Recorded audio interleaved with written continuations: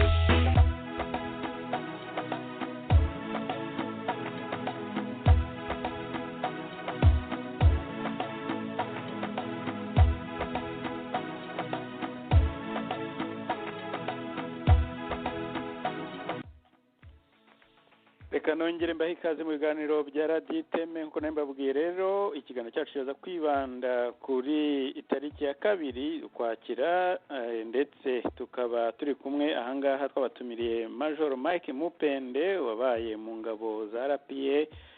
Nyuma yaho rero akaza guhunga igihugu, akaba yarakomeje kuvuga uko azi Rwigema Fred, ndetse nuko urupfu rwe aruvuga cyangwa se uko arubona akurikije buryo na aho mu mwanya yari arimo, ndetse na umwanya yari arimo n'ibyo yari azi, ndetse n'ubuhamya yagiye ahabwa n'abandi. Turaza kandi kumva n'ubuhamya bwa Benoit Umuhoza ndetse na James Munyandinda. Reka rero mu kanya ntazuyaje nongere ngerageze gukora connection kugira ngo twumve aba babaye mu gisirikare cy'Inkotanyi icyo bavuga kuri uru rupfu rwa Rwigema cyangwa se kuri iyi tariki muri rusange.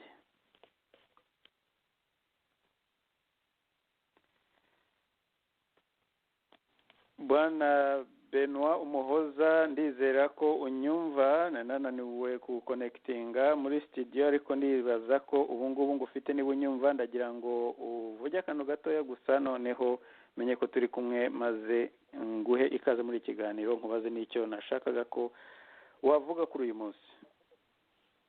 Ego Jean Paul, uranyumva? Ubu ngubu ndakumva. Rero reka mpite mboneraho nguhe ikaze Bwana Umuhoza Benoit, ngushimire kuba wifatanyije natwe muri ikiganiro cyo kuri uyu mugoroba. Ikiganiro kiri buze kwibanda, ndetse nta nubwo no kwibanda, ni ikiganiro kigufi kiri buze kuvuga gusa kuri uyu munsi, kuri tariki y'ukwakira, tariki ya kabiri na kukwakira, aho ari umunsi mu mateka y'u Rwanda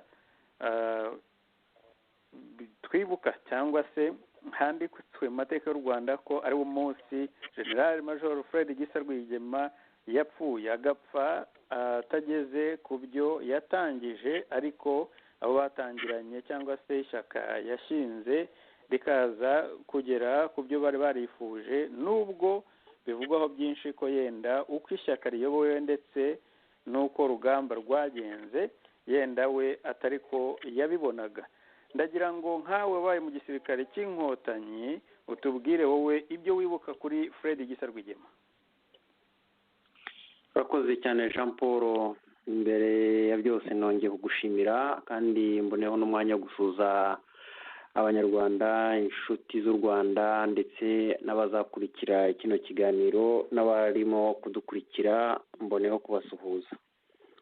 Mu by'ukuri rero Jean Paul, imyaka 30 irashize General Major nyakwigendera intwari atabarutse. Icyo mwibukiraho gikomeye ni uko umunsi wo gutera bwa mbere nk'umunyarwanda wese icyo gihe washoboraga kuba ndi impunzi aho ababyeyi banjye bari barahungiye, twumvise ko inkotanyi zateye.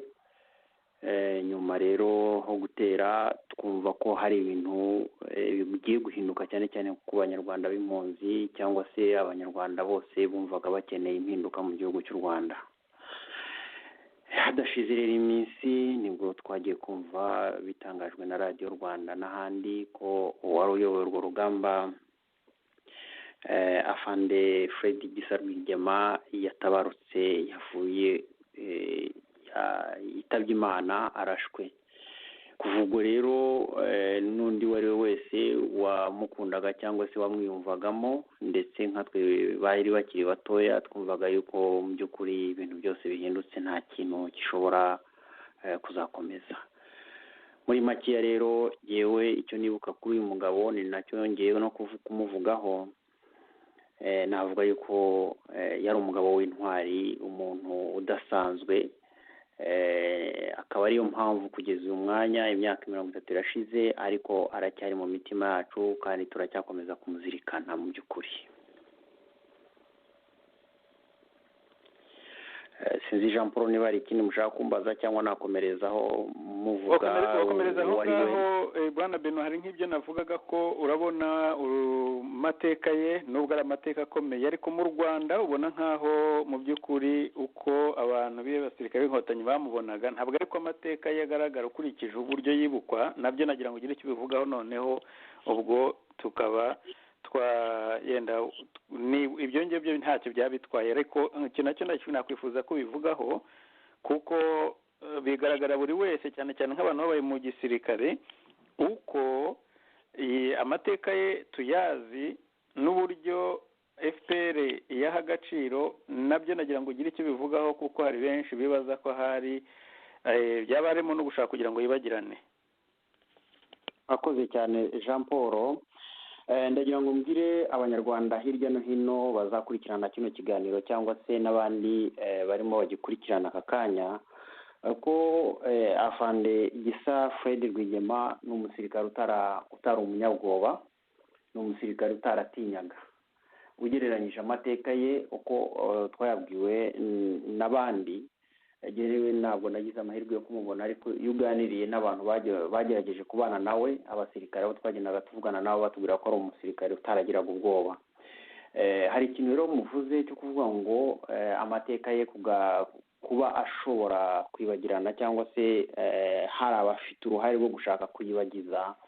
Nibyo koko ndagira ngo mbwire Jean Paul cyangwa se n'abandi yuko umunsi wa mbere Rwigema yitangira kumanuka, ntabwo yamanutse ari umusirikare mutoya, yari afite ipeti rya General Major.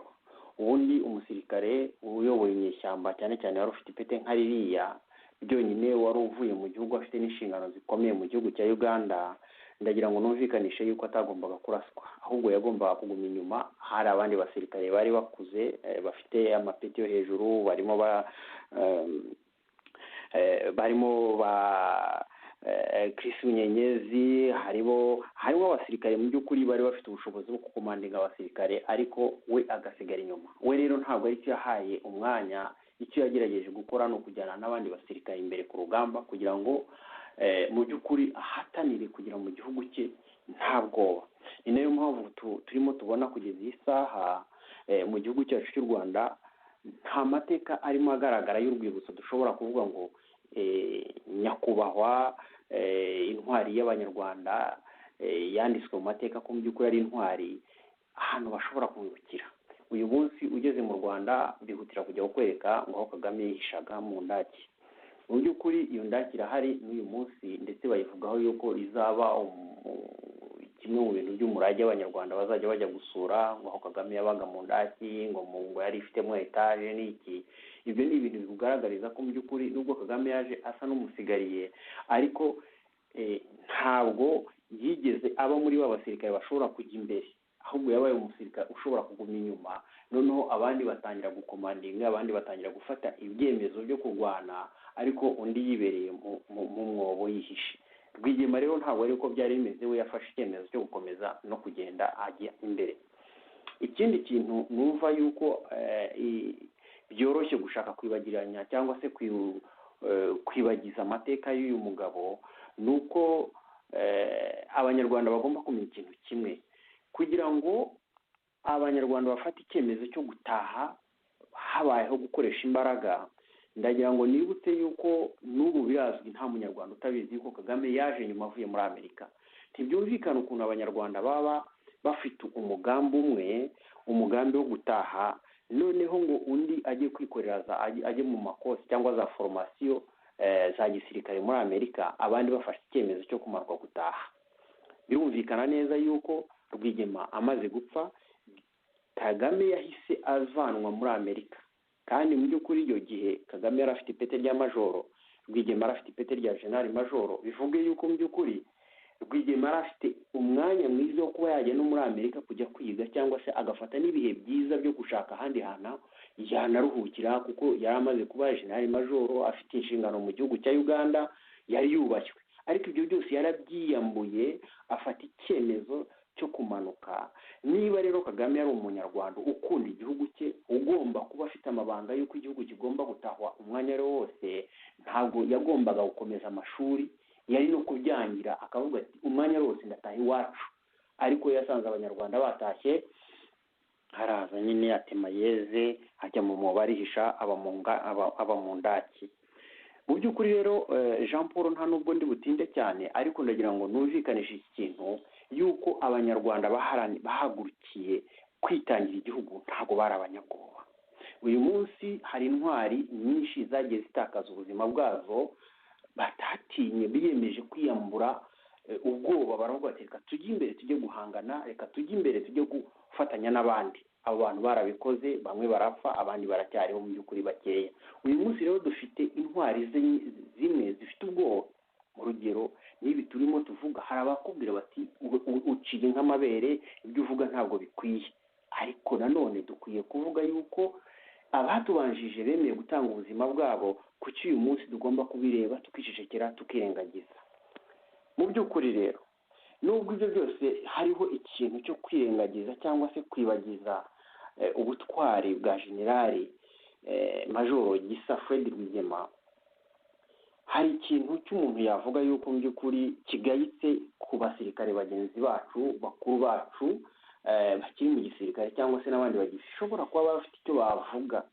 Birababaje kugeza iyi saha kubona umuryango wa Fred Gisa Rwigema, umuryango we, ndavuga abana be, ndavuga umudamu we, ejo bundi twabonye mushiki we yitaba Imana, bigaragara ko nta n'uwigeze amuherekeza. Mu by'ukuri ikintu rero kigaragara ko umuntu ari intwari, yarangiza mu by'ukuri bikavugwa ko ari intwari, ariko abamukomokaho bikagaragara ko nta gaciro bahabwa, ni ikintu mu by'ukuri umuntu yagaya kuri barumuna be basigaye. Ndavuga abasirikare bafite amapeti, bafite amagarade hariya, ariko bakibagirwa ko mu by'ukuri uwabayoboye, uwafashe umwanya wo kubajya imbere akapfa bukeye bwaho, uyu munsi umuryango utari ukwiye gufatwa kuriya cyangwa ngo ubashe kwibagirana. Jean Paul n'abadukurikiye, mu minsi yashize twagiye tubona mu binyamakuru ndetse na leta y'u Rwanda itangaje umwana wa Kagame yuko yashoboye guhabwa inshingano n'inama ya minisitiri. Ntabwo ari akazi gasanzwe kuko utuzi umuntu ashobora gusaba akazi ahandi ari hose akakabona, ariko inama ya minisitiri ifata umwana wa perezida afite ubushobozi, afite amafaranga, afite imishinga myinshi, ariko afata umwana we mu nama ya minisitiri amushinga inshingano muri RDB. bivuge yuko mu by'ukuri ibyo abanyarwanda baharaniye, ibyo abanyarwanda bitangiye biragaragarira bakeya mu by'ukuri. Bya bindi byabiruga abasirikare ngo amatunda yakombere. Abana ba Rwigema uyu munsi cyangwa umufasha we uyu munsi bagombye kuba nabo nibura bumvikana, ishimwe rirakwiye. Ntibyumvikane ko twashakaga igihugu kugira ngo noneho nikimara kuboneka aho kuzabaho nibura n'imyiturano ku bantu bakitangiye urwego nka ruriya rwa Rwigema arimo. Sabo banyine rero bagerageje kwitangira igihugu, ariko ukajya ukabona ko mu by'ukuri barasa naho birengagizwa, barasa naho bajugunywe. Urugero naruguha, uyu munsi turimo turabona inama za minisitiri zitanga imyanya, zitangwa inshingano hirya no hino ku isi mu gihugu, ariko ntabwo ushobora kuva umwana wa Kanyarengwe yafashe icyemezo cyo guhunga igihugu, araza ajya gufatanya n'inkotanyi. Ariko uyu munsi ushobora kumva leta yatangaje umwana wa Kanyarengwe washoboye gupfa mu gihugu akagenda akajya gufatanya n'inkotanyi aho zari ziri. Kanyarengwe byavuye mu nzira birarangira, amaze kurangira nuko uyu munsi amateka ye azajya asubirwamo ko yigeze kujya mu mishyikirano yarusha. Ariko uyu munsi nk'intwari nawe witanze kandi mu by'ukuri wagaragaje uruhare mu kugira ngo ibintu nk'ibi ngibi uyu munsi abantu bashobora kugibuka, kwibagirana gutya mu by'ukuri no kugaragaza ko bari umunabe cyangwa se abo bafatanyije nabo bose batigeze bahabwa agaciro. Sabo bonyine, hari abantu nka ba Patrick Mazimpaka, hari abantu nka Babizimungu bagerageje kugaragara muri biriya bintu by'imishyikirano barwanira kugira ngo ibintu bihinduke.